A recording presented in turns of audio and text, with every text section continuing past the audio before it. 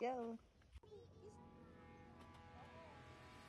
Abalang araw! Hello mga kabudang! Samahan niyo na naman kami sa aming isang abalang araw ngayong Martes. So sinimulan namin ang aming araw muli sa paggagawa ng mga tinapay at habang nagpapaalsa ay hinatid na muna namin si Martina dito sa McDonald's Castillejos for her 1 week of being kiddie crew. So mga hindi po nagtatanong, ako po ay naging McDonald's crew din nung aking college days. At yan nga, pupunta na kami sa palengke.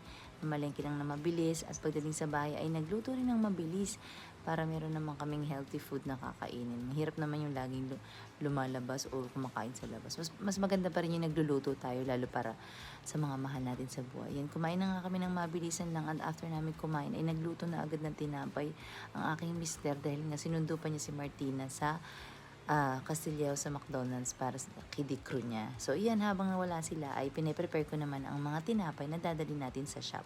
Kasi malungkot na balita ang natanggap namin ngayong araw na hindi na daw papasok ang aming dalawang tauhan, including our barista. Kaya, medyo challenging talaga at talagang pagoda na naman ang mga persons nyo. Kaya, tinitraining ko na yung baby girl ko at her early age para siya na magmamana ng mga bagay-bagay. So, yun, gumawa tayo ng mga dip para sa tinapay, gumawa rin tayo ng pastas, nag-bake, ano pa ba. Habang nagtitake ng order, tayo rin ang gumagawa ng orders. Meron pa tayong baked sushi. Yan.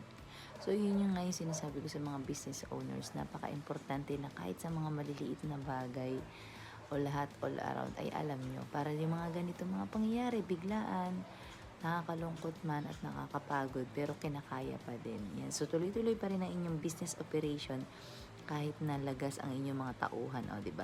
Kaysa sobrang busy ay ito, last gis na ako nakakain na naman ng hapunan, hindi maganda pero sana ay magkaroon tayo ng mga magandang balita sa mga susunod na araw.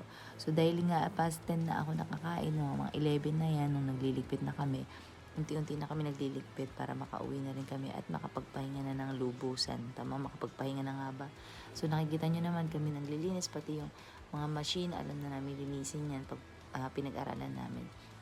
Kahit sa kalitliitang detalye ng aming negosyo, yung magpapag-company, lahat, paglilinis, ayan kami yan.